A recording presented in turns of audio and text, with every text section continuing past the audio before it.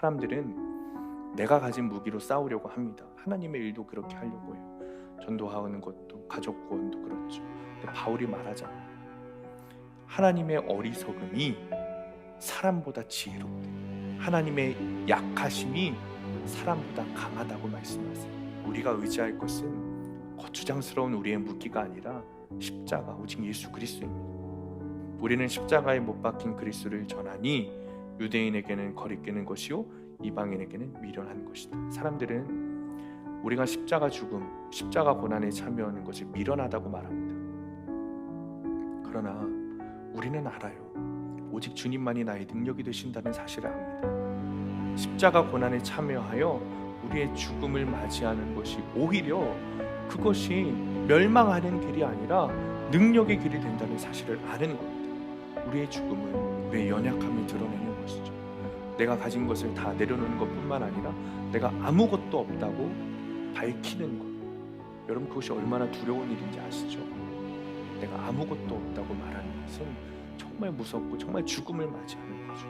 그러나 진짜 복음을 전하는 것은 나의 의인됨을 전하는 것이 아니라, 내가 이렇게 많이 가지고 있다고 전하는 것이 아니라 나의 연약함, 나의 죄인됨을 전하는 것이 진짜 복음을 전하는 겁니다.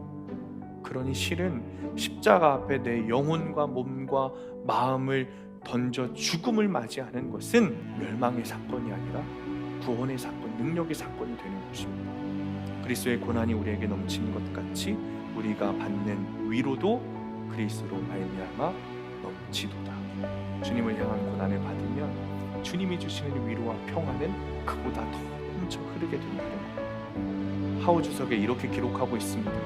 예언서의 주 메시지를 저주와 심판이 전부라고 오해해서는 안 된다. 예언서의 주 메시지는 심판 이후에 찾아오는 구원과 회복이라는 것을 명심해야 합니다.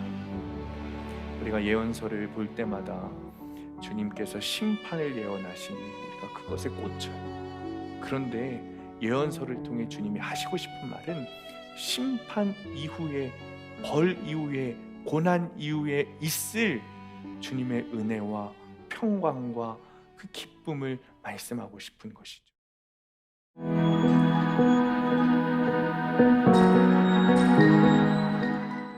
오늘 주신 하나님의 말씀은 미가서 5장 1절에서 15절입니다.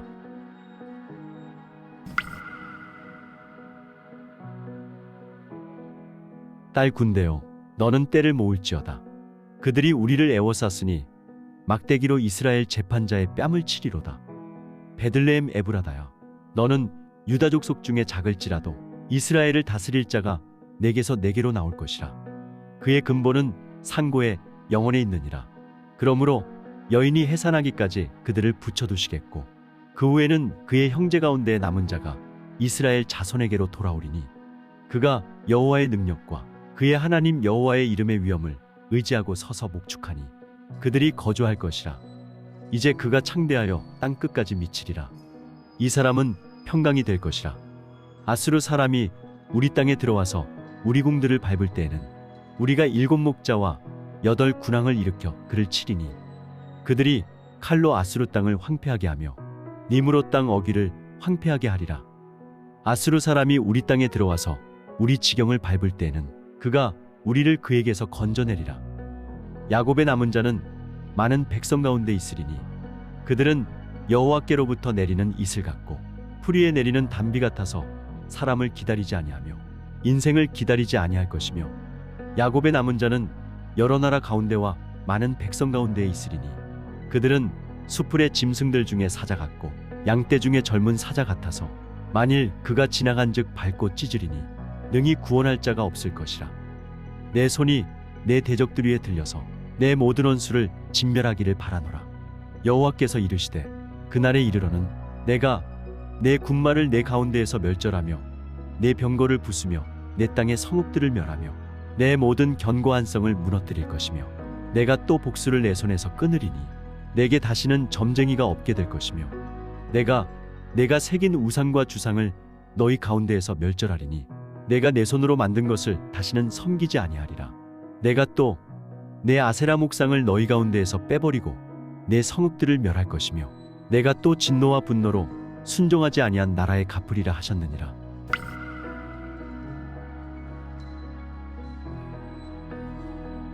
이 말씀은 오늘 우리에게 주시는 살아계신 하나님의 말씀입니다. 오늘 말씀은 큐티인 오늘 본문 말씀입니다. 이렇게 묵상하고 말씀 나누도록 하겠습니다. 여러분, 대출이라는 말 아시죠? 돈을 빌린다라는 의미입니다. 대출한다. 근데 이 대출하는다는 단어의 의미가 대학생들 사이에서는 다른 의미로 사용됩니다. 대리 출석을 줄여가지고 대출이라고 부릅니다. 그러니까 출석을 부를 때 누군가 자기 대신 대답해줘서 출석한 것처럼 해주는, 그래서 대리 출석한다 해서 줄여서 대출한다 이렇게 말합니다. 심지어 요즘에는 이 대리 출석하는 알바도 생겼대요. 놀랍지 않습니까? 사순절을 보내고 있습니다. 사랑하는 성도님들, 혹시 주님을 만나는 것에 대하여 알바를 사용하고 계시지 않습니까? 주님은 누군가 대신 만나주는 게 아닙니다. 내가 만나야 하는 것입니다. 내가 말씀 통해, 기도 통해, 예배를 통해 내가 만나야 하는 겁니다. 아직까지 주님을 인격적으로 만나지 못한 분들은 정말 주님을 인격적으로 만나는 그 충격적인 경험이 여러분 가운데 있으시기를 축원합니다. 인격적인 만남이 있었으나 그 첫사랑을 잃어버리고 사시는 분들도 사순절을 보내는 기간 동안 다시 한번 그 첫사랑을 찾게 되시기를 간절히 축원합니다. 미가서는 많은 예언서들과 동일하게 주님의 나심, 주님의 예수 그리스도의 태어나심을 예언하는 예언서 책입니다. 더불어 아수르의 침략과 함께 하나님의 심판과 구원을 선포하는 책입니다. 1절입니다. 우리 함께 읽습니다. 1절 시작. 딸 군대여, 너는 떼를 모을지어다. 그들이 우리를 에워쌌으니 막대기로 이스라엘 재판자의 뺨을 치리로다. 아멘. 자, 딸 군대여 라는 말에서 이 딸은 딸이라는 애칭을 가지고 있는 시온, 예루살렘을 의미합니다. 시온에 대한 그런 아주 사랑하고 또는 애처로운 그런 마음을 담고 있는 표현이죠. 그리고 이 말 다음에 이어지는 그들이 우리를 에워쌌으니 라는 표현이 지금 아수르의 사네립 왕이 예루살렘을 군대로 포위하고 있는 상황을 말하고 있습니다. 뿐만 아니라 이스라엘의 수치에 대해서 말하고 있습니다. 막대기로 이스라엘 재판자의 뺨을 치리로다. 즉 이스라엘의 왕, 이 재판장은 이스라엘 왕을 말합니다. 이스라엘 왕이 아수르 왕 사네립의 막대기로 뺨을 맞는 수치를 당한다는 것이죠. 우리가 글로 읽어서 그렇지 한 나라의 왕이 침략자에게 막대기로 뺨을 맞는다는 것은 엄청난 굴욕이죠. 왜 이스라엘 왕이 그런 뺨을 맞는가? 이런 상황 가운데 처하면 우리는 항상 이런 질문 혹은 원망이 듭니다. 하나님 살아 계신가? 하나님은 나와 함께하고 계신가? 사랑하는 성도님들, 하나님께서 정말 계시지 않아서, 하나님께서 함께 하시지 않아서 남유다의 백성들이 이런 굴욕과 치욕을 당한 것일까요? 하나님께서 살아계시지 않아서 남유다의 백성들이 이런 고난을 겪게 된 걸까요? 그렇지 않습니다. 하나님께서는 당시 이스라엘 백성들에게 일어난 일에 대해서 또한 오늘날 우리에게 일어나는 많은 고난들에 대해 무감각하지 않으십니다. 하나님은 오히려 우리를 완벽하게 알고 계십니다. 우리가 처한 모든 상황을 알고 계십니다. 우리가 가장 난처하게 여기는 일, 너무나도 고통스러워하는 일 뿐만 아니라 우리가 숨기고자 하는 일까지도, 다른 사람들에게 알리고 싶지 않은 그 모두를 알고 계십니다. 왜냐하면 누구보다 우리에게 관심이 많으시고 누구보다 우리를 알기를 원하시고 누구보다 우리를 사랑하시기 때문입니다. 그렇다면 왜 그렇게도 사랑하시는 백성들을 고난에 처하게 하시는가? 왜 당신이 사랑하는 그 백성들에게 도대체 그런 굴욕과 모욕과 치욕을 주시는가? 사실 이 질문의 대답은 아이러니하게도 우리를 너무나도 사랑하시기 때문입니다.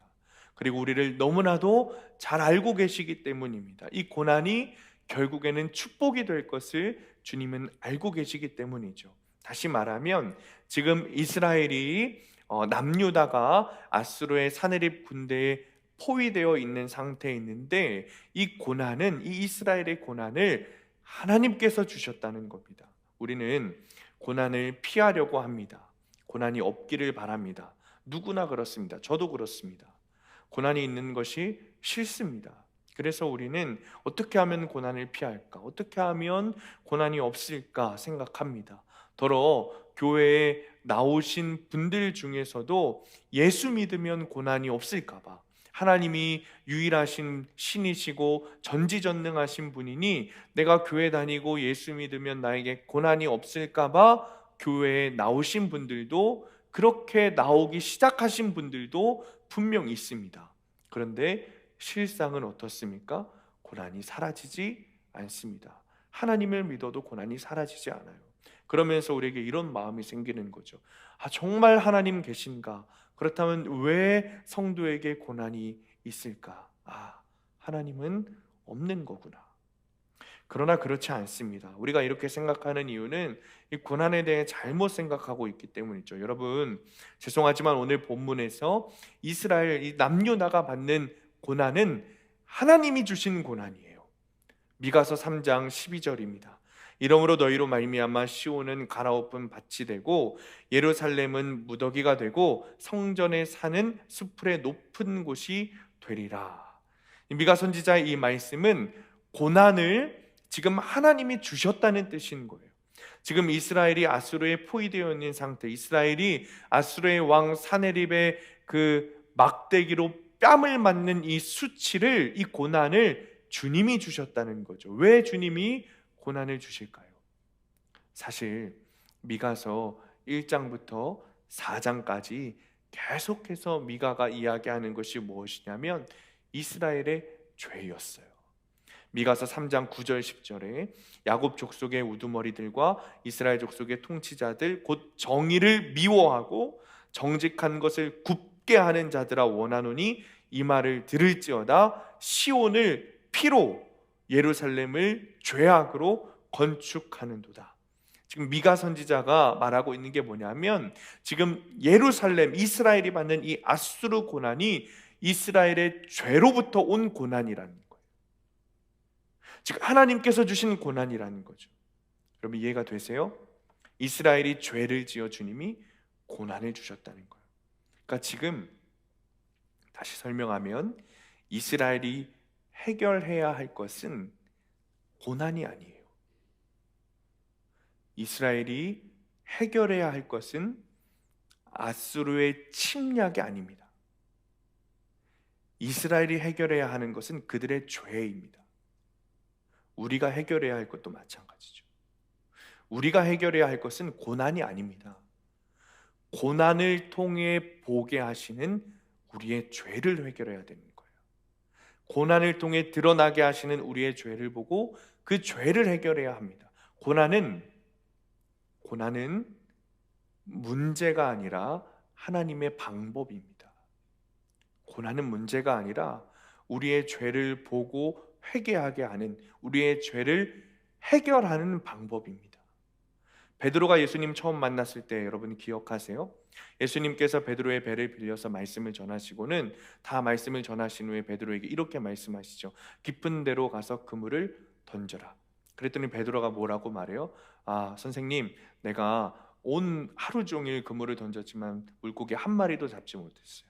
그런데 선생님이 가서 던지라고 하시니 제가 가서 던지겠습니다. 그리고 정말 가서 순종했어요. 그랬더니 어떻게 됐어요? 그물이 찢어질 정도의 물고기가 잡혔습니다. 그 다음에 베드로가 한 말이 중요해요. 그물이 찢어질 듯한 물고기를 잡은 후에 베드로가 주님께 가서 이렇게 말했어요. 주님, 나를 떠나소서. 나는 죄인입니다. 바울이 주님의 음성을 듣고 눈이 멀었어요. 그리고 아나니의 기도를 통해서 고침받았죠. 그 후에 바울의 고백도 똑같았어요. 나는 죄인입니다. 여러분, 어부가 자신의 생업을 망친 고난, 재물의 고난이죠. 어느 날 갑자기 실명하게 되는 고난, 건강의 고난이죠. 우연히 일어난 일입니까? 그렇지 않아요. 아주 의도적이었어요. 예수님께서 베드로를 만나신 사건, 예수님께서 바울을 만나신 사건은 아주 의도적이었어요. 일부러 만나신 거예요. 그리고 그들에게 고난을 주셨습니다. 왜 고난을 주셨죠? 그들이 죄인인 것을 알게 하도록 고난을 주신 겁니다. 그들이 정말 주님을 만나고 자신들의 죄를 깨닫게 하시는 방법으로 고난을 주신 거예요. 고난이 문제가 아니라 그들 안에 있는 죄의 문제가 더 크다는 사실을 주님이 깨닫게 하시기 위함이었어요. 우리의 삶도 마찬가지죠. 우리에게 가장 중요한 문제는 현재 당하는 고통이나 상황이 아닙니다. 물론 우리가 겪는 고통이나 아픔을 주님이 돌보지 않으신다는 뜻이 아닙니다. 가볍게 여기신다는 뜻도 아닙니다. 그러나 그보다 주님께서 우리에게 주어진 가장 심각한 문제가 무엇인지 알고 계시기 때문에 고난 가운데서 우리의 죄를 찾기를 원하시는 거예요. 미가가 고발한 이스라엘의 죄는 너무 많지만 정리해서 하나로 이야기하자면 왜곡된 믿음입니다. 이스라엘 사람들은, 당시 이스라엘 사람들이 종교의식을 잘 지켰을까요? 지켰을까요? 잘 지켰겠죠. 그들은 타락했지만 종교의식을 아주 잘 지켰어요. 그런데 그 안에서 돈과 명예와 권위를 얻기를 원했습니다. 우리도 마찬가지죠. 우리도 예배를 드리지만 예배 안에서 주님을 찾기보다 주님이 주시는 축복만 찾을 때가 있어요. 우리의 이 세상에서 누리고자 하는 재물, 권위, 명예, 인정, 심지어 예배 가운데 예수님을 찾는 것이 아니라 건강을 찾을 때도 있어요. 그렇다면 이스라엘의 죄와 똑같은 죄를 짓고 있는 것입니다. 예배를 드리면서 그 안에서 우리의 이익을 찾고자 한다면 이스라엘과 똑같이 하나님을 능멸하는 죄를 짓고 있는 것이죠. 우리의 이기적인 동기와 믿음을 혼합해서는 안 돼요. 선한 것을 사랑하는 척하면서 악한 것을 숭배하는 그런 죄를 지어서는 안 됩니다. 그래서 주님은 고난을 통해서라도 그들의 죄를 다루고 싶으셨던 거예요. 왜냐하면 그것이 우리의 살 길이기 때문입니다. 그것이 우리에게 가장 필요한 것이기 때문에 그래요. 여러분, 여전히 고난이 해결되었다고, 문제가 없어졌다고, 그것이 주님이 주신 축복이라고 말씀하시는 분들은 그것이 축복이 아니라는 사실을 깨달으셔야 합니다. 그 고난을 해석하지 못했다면 그것은 축복이 아니에요. 내 상황과 처지가 바뀌지 않았어도 그 고난이 말씀으로 해석되어야 진짜 축복입니다. 적용 질문입니다. 고난이 해결된 것을 축복이라고 여기지는 않습니까? 아니면 고난이 말씀으로 해석되어야 축복임을 믿으십니까? 그러므로 해결이 아닌 해석되어야 할 나의 고난은 무엇입니까? 자, 그렇다면 이 모든 것을 어떻게 해석할 수 있는가? 솔직히 우리는 고난에 빠지면 고난의 강도에 따라 다르겠지만 패닉에 빠지기도 합니다. 다른 사람들의 고난을 보고 야, 그건 뭐 고난도 아니지 라고 말씀하시면 안 됩니다. 사람들마다 고난의 절대치가 다 있는 거예요. 누가 보기에는 뭐 고난 같지도 않은 고난일지라도 그 사람한테는 정말 죽을 것 같은 고난이거든요. 그렇게 말씀하시면 안 돼요. 어떤 고난이든 우리는 정말 어려움을 겪어요. 우리의 힘으로 해결할 방법이 없으니까 그것이 고난이죠. 그렇다면 그것을 어떻게 해석할 수 있는가? 본문 2절 3절 우리 함께 읽습니다. 2절 3절 시작. 베들레헴 에브라다야, 너는 유다 족속 중에 작을지라도 이스라엘을 다스릴 자가 내게로 나올 것이라. 그의 근본은 상고의 영원에 있느니라. 그러므로 여인이 해산하기까지 그들을 붙여두시겠고 그 후에는 그의 형제 가운데 남은 자가 이스라엘 자손에게로 돌아오리니 아멘. 우리가 너무나도 잘 아는 말씀이죠. 베들레헴 에브라다야, 너는 유다 족속에 작을지라도 이스라엘을 다스릴 자가 내게로 나오리라. 예수님의 탄생을 예언하는 말씀입니다. 우리가 찬양으로 부르기도 하는 말씀이죠. 그러나 단순히 그것으로만 여겨서는 안 됩니다. 물론 예수님의 탄생은 너무나도 아름다운 일이고 우리의 본질이지만 그 안으로 들어가면 더 깊고 깊은 말씀들이 이 안에 숨겨져 있어요. 베들레헴이라는 마을은 여러분 도시라고 불릴 수 없어요. 그냥 마을이에요. 수원보다 작은 마을이에요. 정말 작은 마을이에요. 그리고 반면에 예루살렘은 큰 도시죠. 이스라엘의 가장 큰 도시였어요. 종교의 중심지, 경제의 중심지, 그리고 정치의 중심지였죠. 이스라엘의 모든 것이 집약되어 있는 도시예요. 이스라엘에서 가장 큰 도시죠. 그런데 1절에 보니까 어떻게 돼요? 아수르의 사내립의 막대기로 뺨을 맞아요. 반면에 아주 작은 도시 베들레헴에서는 이스라엘을 다스릴 왕이 나온다 예언하고 있습니다. 즉 이 베들레헴이라는 아주 작은 도시가 예루살렘이라는 이스라엘의 가장 큰 도시의 문제를 해결한다는 거예요. 예루살렘 같은, 우리에게도 마찬가지죠. 예루살렘 같은 너무나도 큰 고난, 가정고난, 재정고난, 건강고난, 관계고난 등등 이 모든 고난을 베들레헴이 해결할 수 있다는 거예요. 베들레헴이. 왜죠? 베들레헴 에브라다야. 여러분, 에브라다가 무슨 뜻인지 아십니까?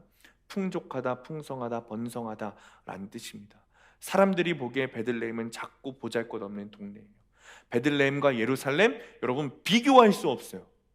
비교할 수 없습니다. 그런데 주님이 보시기에는 예루살렘이 아니라 이 베들레헴이 더 풍족하고 풍성하고 번성하는 도시인 거예요. 왜냐하면 그 안에 예수 그리스도께서 계시기 때문이죠.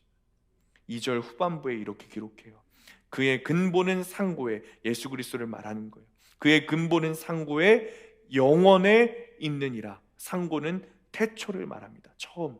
영원은 시간 넘어 시간, 저 끝을 말하는 거죠. 즉 태초부터 영원까지 존재하시는 예수 그리스도를 품은, 그렇게 무한하신 예수를 품은 베들레헴이기 때문에 주님이 풍성하다 말씀하시는 거예요. 그러니 하나님께서 베들레헴을 보시면서 작은 도시라고 말씀하시는 것이 아니고 베들레헴 에브라다야, 야, 네가 풍성하고 풍족하고 가장 번성한 도시구나 라고 말씀하시는 거죠. 사랑하는 성도님들, 예수 그리스도께서 우리 안에 계시면 우리의 모든 고난들이 해석됩니다. 우리도 베들레헴 같은 존재잖아요.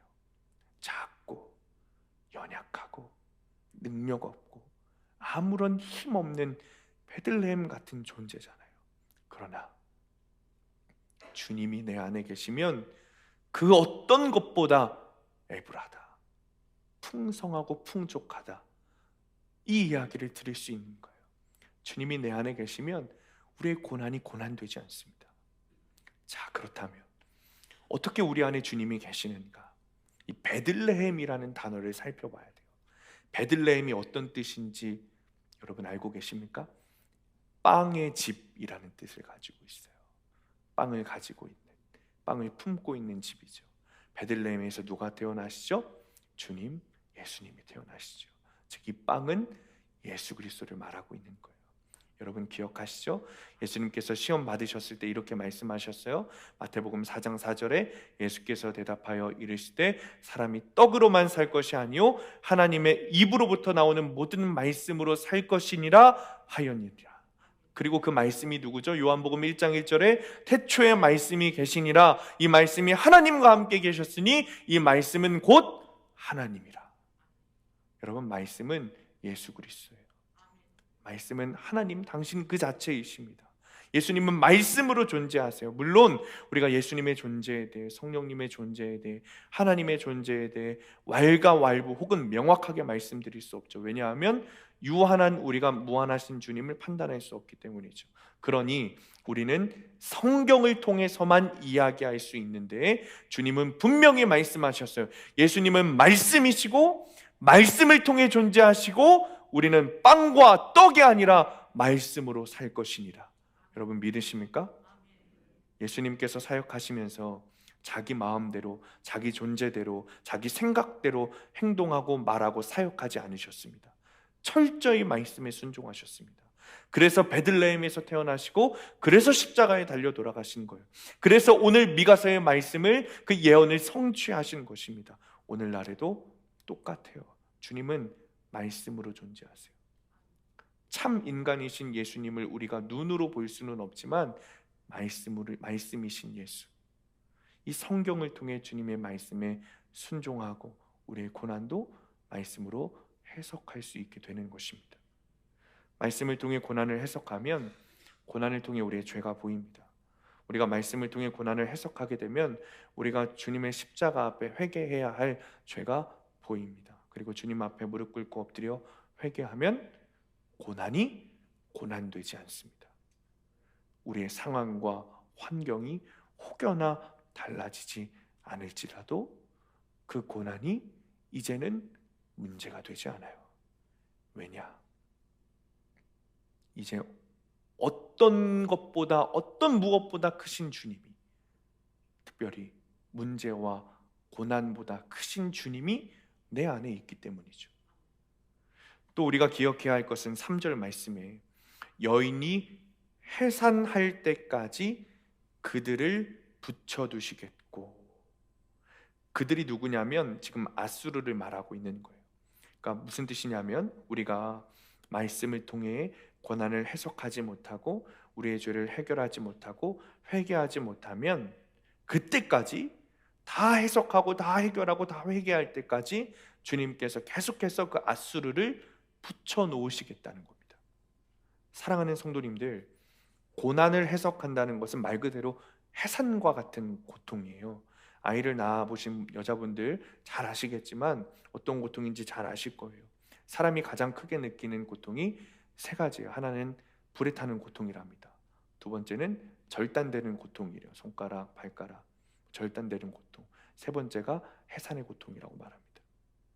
즉 고난을 해석하는 일은 엄청난 고통이 있어요. 자기 죄를 봐야 되거든요. 자기 죄를 보는 일이 여러분 얼마나 고통스러운지 모릅니다.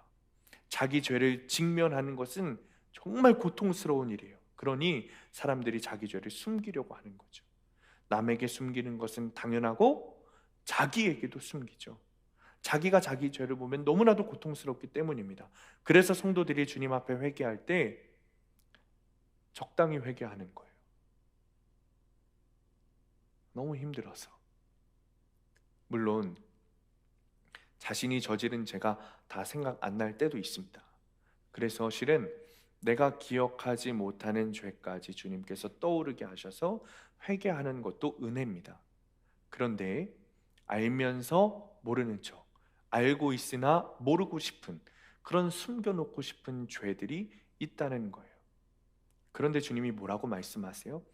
해산하기까지 그들을 붙여놓으실 것이다.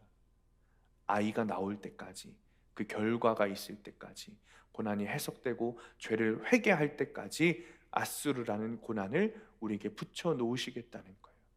근데 여러분, 고난만 생각하시면 안 돼요.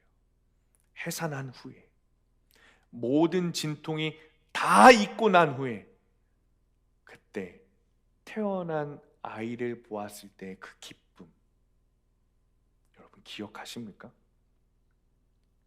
저희 와이프가 첫째 아이, 둘째 아이 다 제왕절개 했어요. 첫째 아이 출산할 때 만 3일을 진통을 했습니다. 그리고 결국 안 나와가지고 양수가 마를 것 같아서 수술을 했습니다. 근데 척추가 좀 틀어져 있는 거예요, 와이프가. 그래서 척추에다 마취를 하는데 마취가 제대로 안 되는 거죠. 근데 이미 배를 딱 열어가지고 마취를 다시 할 수 없었고, 아이를 꺼낸 다음에 이제 다시 마취하고 마무리 수술을 했어요. 근데 와이프가 수술을 받으면서 원래 아픈 건가 보다 뭐 이렇게 생각을 했대요. 근데 그리고 아이를 다 꺼낸 다음에 의사 선생님한테 선생님 배가 왜 이렇게 아프죠? 이렇게 얘기를 했더니 선생님이 깜짝 놀라면서 배가 왜 아프냐면서 그때 다시 마취를 하고 이제 마무리 수술을 한 겁니다. 근데 그 고통 가운데에서도 아이를 처음 품에 안았을 때, 그때 저희 아내의 표정을 잊을 수가 없어요. 저도 그거 하잖아요. 남자들 탯줄 자르러. 그거, 그거 들어갔기 때문에 봤거든요. 근데 너무나도 사랑스러워하고 너무나도 기뻐하는 거예요. 사랑하는 성도님들, 그 해산의 고통을 겪어도, 그 고통을 겪어도 그 결과인 아이를 보면 엄청난 기쁨을 느낍니다. 그 고통은 다 사라져 버리는 거예요. 그 기쁨 때문에 모든 고통과 고난과 그 아픔은 다 그냥 사라져 버리는 거예요. 똑같습니다. 말씀으로 우리의 삶을 해석하고 그 일을 통해 우리의 죄를 보는 일은 너무나도 고통스러운 일이죠. 아파요, 아파. 힘들고 정말 눈물을 한 바가지 쏟을 수밖에 없는 그런 고통입니다. 그러나 주님 앞에 나의 모든 죄를 회개하고 자백하고 난 후에 주님이 주시는 용서와 평안은 다른 어떤 것보다 더 놀라운 기쁨이 있습니다. 4절입니다. 우리 함께 읽습니다. 4절 시작. 그가 여호와의 능력과 그의 하나님 여호와의 이름의 위엄을 의지하고 서서 목축하니 그들이 거주할 것이라. 이제 그가 창대하여 땅끝까지 미치리라. 아멘.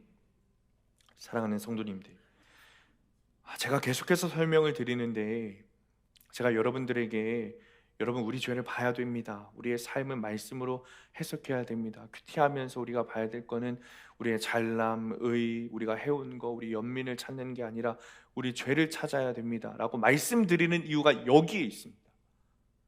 해산의 고통 이후에, 우리 죄를 보는 고통 이후에 주님이 주시는 용서와 평안과 은혜는 다른 어떤 것보다, 다른 어떤 것이 줄 수 없는 기쁨을 가지고 있습니다. 이보다 큰 기쁨은 없어요. 사랑하는 성도님들, 제가 뭐하러 여러분들을 괴롭게 하겠습니까? 제가 뭐하러 여러분들을 어렵게 하고 힘들게 하고 뭐하러 여러분들 마음 가운데 죄책감이 들게 하겠어요? 아닙니다. 그런 거 아니에요, 여러분. 제가 말씀드리고 싶은 것은 복음이에요. 기쁜 소식, 주님께서 우리를 용서하셨다는 소식입니다. 우리가 예수 그리스도를 믿고 죄사함 받아 천국 백성 되었다는 이야기를 해드리고 싶어요. 그런데 이 기쁜 소식, 복음이 정말 믿어지려면 우리의 죄가 깨달아지고 우리가 죄를 주님 앞에 회개해야 그 기쁨을 정말 믿을 수 있습니다. 그래서 매일같이 그 엄청난 기쁨을 누리고 느끼고 정말 그렇게 살으시라고, 반대로 여러분의 죄를 보세요 라고 말할 수밖에 없는 거죠. 저는 평생 이 말씀을 전하고 싶어요. 다른 이야기 하고 싶지 않습니다. 매일같이 기복적인 이야기만 하다가 저도 천국 못 가고 여러분들도 천국 못 가게 막아버리는 그런 저주스러운 일을 하고 싶지가 않습니다. 정말 여러분들에게 진짜 복음, 진짜 기쁨을 알게 하고 싶습니다. 7절부터 9절 말씀입니다. 7절에서 9절 함께 읽습니다.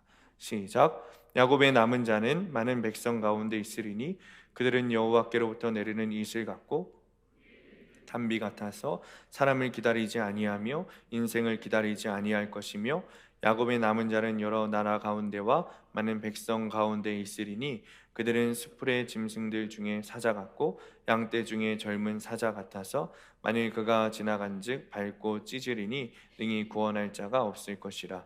네 손이 네 대적들 위에 들려서 네 모든 원수를 진멸하기를 바라노라. 아멘. 자, 7절부터 8절 말씀 보면 야곱의 남은 자라고 말합니다. 남은 자. 이 남은 자가 누구냐면 자기 고난을, 그래서 해산의 고통을 잘 해석하고 보통 그 해산의 고통, 죄를 회개하고 해결하는 고통을 다 겪고 난 후에 주님 앞으로 돌아온 사람들을 말합니다. 정말 구원받은 자를 말하는 거죠.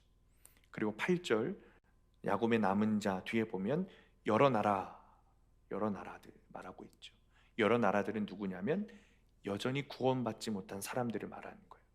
사랑하는 성도님들, 남은 자를, 야곱의 남은 자를 여러 나라 가운데 두신 이유가 뭘까요? 두신 이유가 있어요. 아직 구원받지 못한 이 여러 나라와 같은 자들 역시 야곱의 남은 자들을 통해 구원받게 하시려는 주님의 은혜인 것입니다. 이스라엘이 망하고 난 뒤에 남은 자가 얼마나 있었을까요? 많지 않았어요. 소수였어요. 그런데 그 남은 자를 통해 이스라엘을 다시 세우셨습니다. 그것이 주님이 하시는 일이에요. 여러분, 우리가 남은 자가 되어야 합니다. 말씀을 통해 우리가 남은 자가 되어야 돼요. 여러 나라와 같은 여전히 구원받지 못한 우리 이웃들, 우리 가족들을 구원으로 이끄는 그 남은 자가 우리가 되어야 합니다. 많은 분들이 가족 구원 위해서 기도하고 계신 것 알고 있습니다. 정말 가족 구원을 원하신다면 우리가 먼저 남은 자가 되어야 되죠. 우리가 말씀으로 우리의 삶과 우리의 상황들을 해석하고 정말 주님 앞에 무릎으로 엎드려 회개하고 그 후에 주님이 주시는 놀라운 기쁨을 누려야 됩니다. 정말 그것이 말씀으로 잘 해석되면 고난이 고난되지 않아요. 고난이 문제가 되지 않아요. 어떻게 되는지 아십니까? 오히려 더 어렵고 더 힘든 고난 가운데 뛰어들게 됩니다. 그것이 십자가 고난입니다. 고난을 해석하지 못하면 우리는 그저 고난을 피하려고 하죠. 고난을 피해야 예수를 믿을 수 있다고 생각해요. 저 고난이 없어야 내가 예수를 믿고, 저 고난이 없어야 내가 예배 나가고, 저 고난이 없어야 내가 주님께 한 번 더 예배 드릴 수 있다고 생각합니다. 내가 예수 믿지 못하는 이유를, 예배 드리지 못하는 이유를 내 옆에 있는 이 고난 때문이라고 생각합니다. 그런데 아니죠. 말씀으로 그 고난을 해석하면 이 고난이 나를 예수 믿게 하는 고난이었구나. 이 고난이 나를 복음으로 이끌고 교회로 이끌고 예배로 발걸음을 두게 하는 고난이었구나 깨닫게 됩니다. 그리고 나면 더 아프고 더 고통스러운 십자가 고난에 참여하게 되는 거예요.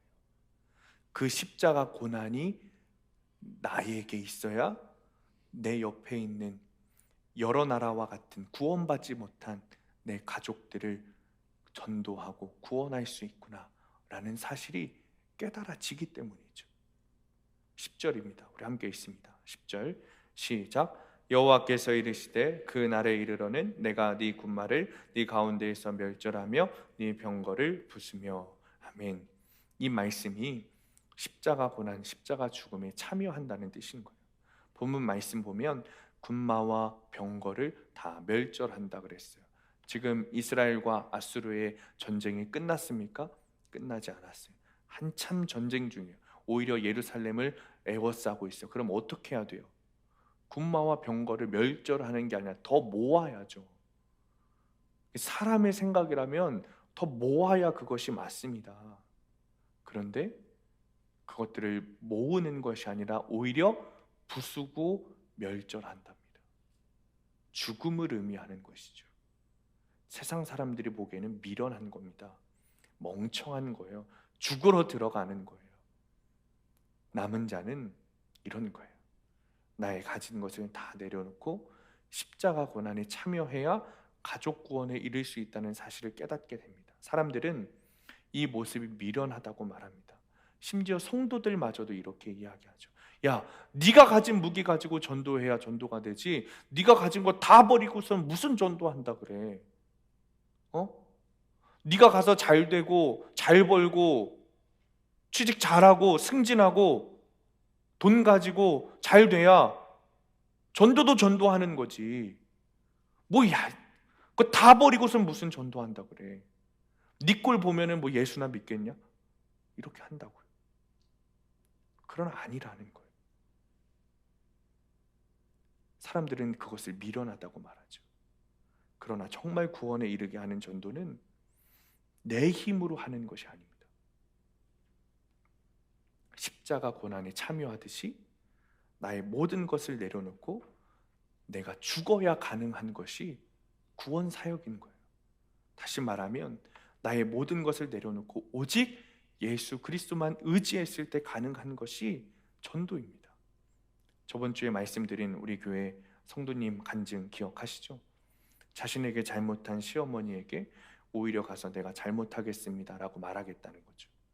그냥 가서 당신도 잘못했고 나도 잘못했는데 내가 예수 믿으니까, 그리고 예수님은 용서해야 된다고 했으니까 내가 잘못했습니다 라고 말하는 게 아니라는 거예요. 저에게 분명하게 하신 고백이 있습니다. 그 성도님이 저에게 이렇게 말씀하셨어요. 말씀을 통해 내가 죄인이라는 것이 믿어집니다. 100% 죄인이라는 것이 믿어집니다. 그래서 아무것도 따지지 않고 정말 내가 잘못했다고 믿어지기 때문에 잘못을 비는 겁니다. 여러분, 잘못을 비는 그 가정 가운데 얼마나 어려움이 있겠어요. 자기 자존심을 다 죽이고 자기 성격 다 죽이고 자기 의 다 죽이고 십자가에 못 박는 자기 죽음을 경험하러 가는 겁니다. 저희 어머니도 마찬가지였어요. 지난주에 제가 말씀드렸죠. 우리 집 망하게 한 큰아버지가 몇 년 만에 찾아와서 라면을 끓여달라는 거예요.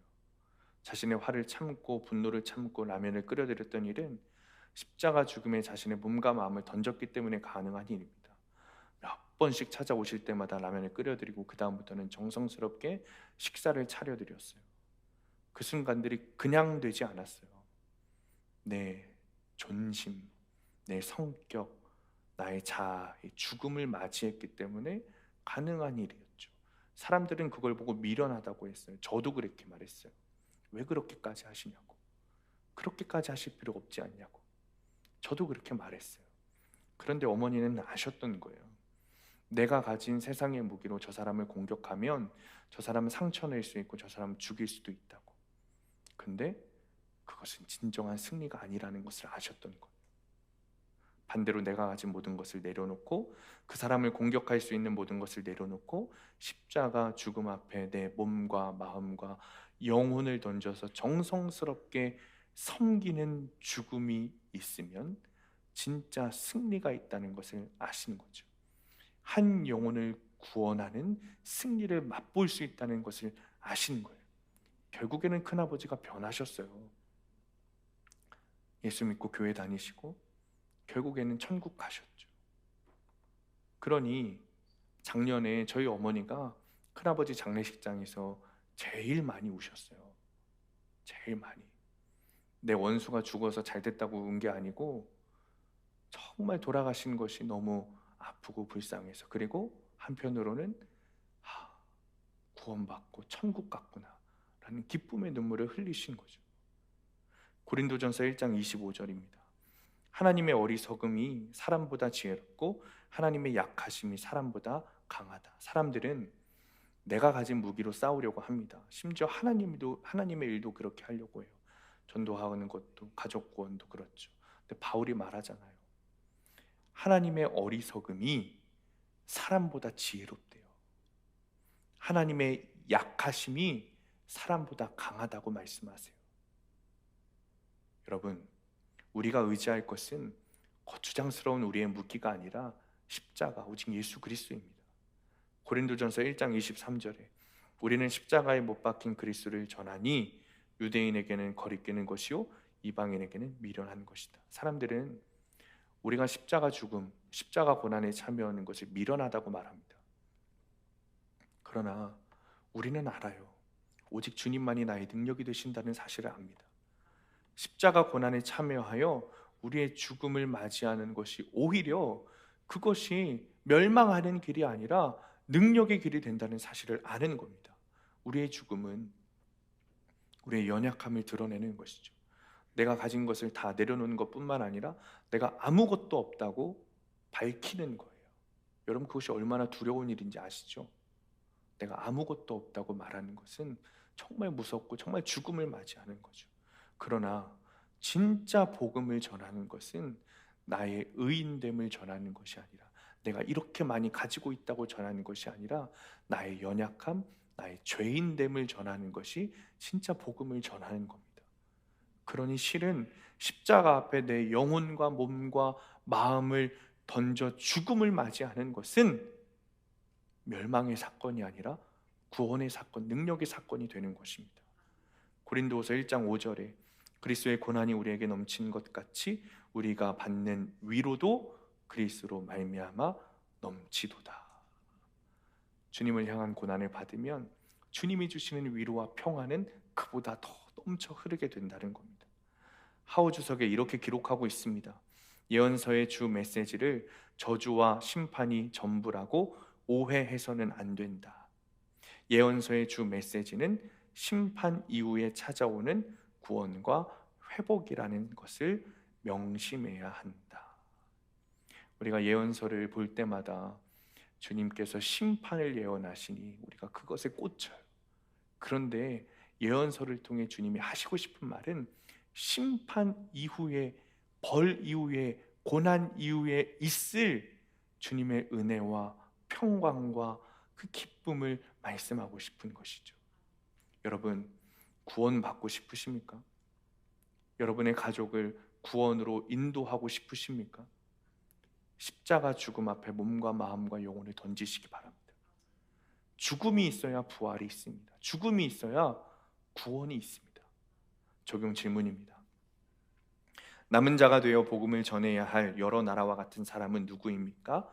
도무지 할 수 없는, 그러나 복음을 전하기 위해 감당해야 하는 나의 십자가 죽음은 무엇입니까? 말씀을 마칩니다. 고난은 우리에게 주신 해결해야 할 문제가 아니라 해석해야 할 사건입니다. 말씀을 통해 주님이 주신 마음과 뜻을 해석해야 합니다. 그 안에서 깨닫게 하신 죄를 회개하고 남은 자가 되어야 합니다. 그리고 죽음과 같은 십자가 고난에 뛰어들어 구원 사역에, 특별히 가족을 구원하는 사역을 잘 감당해야 합니다. 이런 사명을 감당하는 우리의 모습이 베들레헴처럼 힘없고 작고 연약해 보이지만 그 안에 주님이 계시기 때문에 에브라다야, 어떤 것보다 풍족하고 어떤 것보다 놀랍고 어떤 것보다 큰 기쁨이 있습니다. 사랑하는 성도님들, 사순절입니다.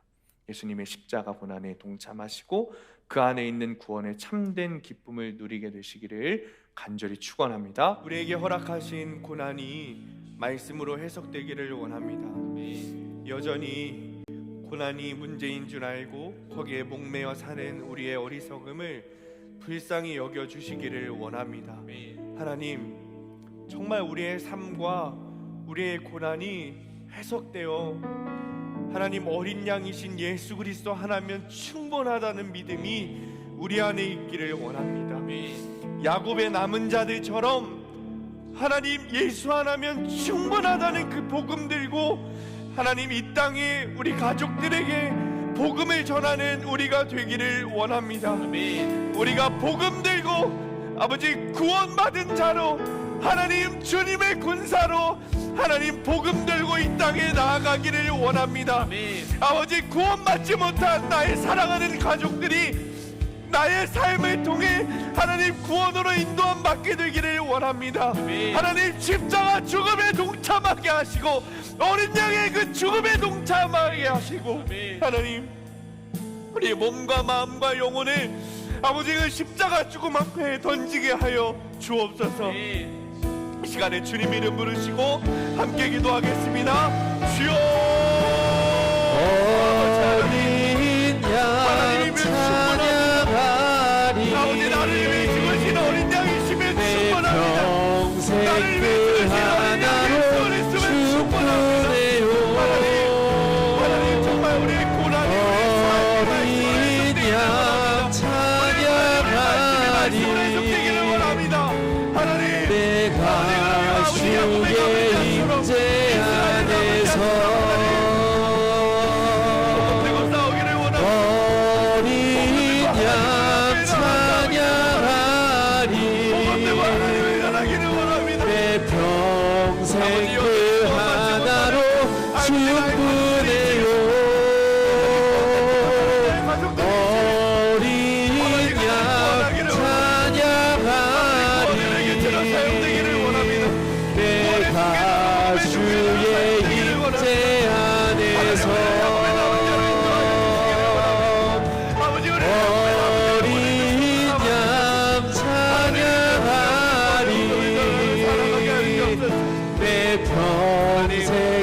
하나로 충분해요.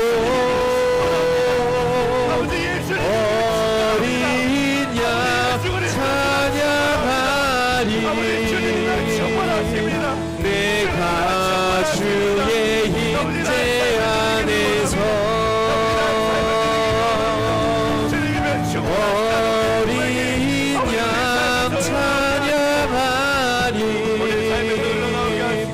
내 평생 그 하나로 충분해요. 어린 양 찬양하리. 내가 주의 임재 안에서. 주님 감사합니다. 말씀을 주시고 예수님을 내 안에 모시게 하시고 주님과 동행하게 하시니 감사합니다. 여전히 깨닫지 못하는 죄들이 있다면 주님이 허락하신 그 고난을 말씀으로 해석하여 깨닫게 하시고 회개하지 않은 죄가 없게 하여 주옵소서. 진리의 말씀을 통해 복음을 알게 하시고 구원받은 남은 자가 되게 하시니 감사합니다. 주님, 여전히 주님을 믿지 않는 복음을 모르는 가족들이 있습니다. 주님, 남은 자로 세워주신 나의 삶을 통해 그들이 구원받기를 원합니다. 그들이 믿음을 갖게 되기를 원합니다. 이 일이 십자가 죽음에 나를 던져야 가능함을 깨닫게 하시고 나의 자존심, 나의 성격, 나의 의를 죽이고 아버지 것이 너무도 힘들고 우리의 죽음 같은 일이지만 오직 예수 그리스도의 능력으로 십자가의 능력의 적용으로 그들을 구원으로 이끄는 남은 자의 사명을 잘 감당하게 하여 주옵소서. 이제는 고난과 십자가의 길을 걸어가신 우리 구주 예수 그리스도의 깊으신 은혜와 그의 독생자를 십자가에 내어주신 하나님의 놀라우신 사랑하심과 성령님의 동행하심과 교통하심이 말씀으로 고난을 해석하고 내 옆에 있게 하신 여러 나라와 같은 나의 가족들의 구원을 위해 십자가 죽음 앞에 내 몸과 마음을 던지기로 결단하며 나아가는 사랑하는 성도들 머리머리 위에 이들의 가정과 일터와 학업 위에 그리고 사랑하는 수함교회 위에 영원토록 함께 하시기를 간절히 축원하옵나이다. 아멘.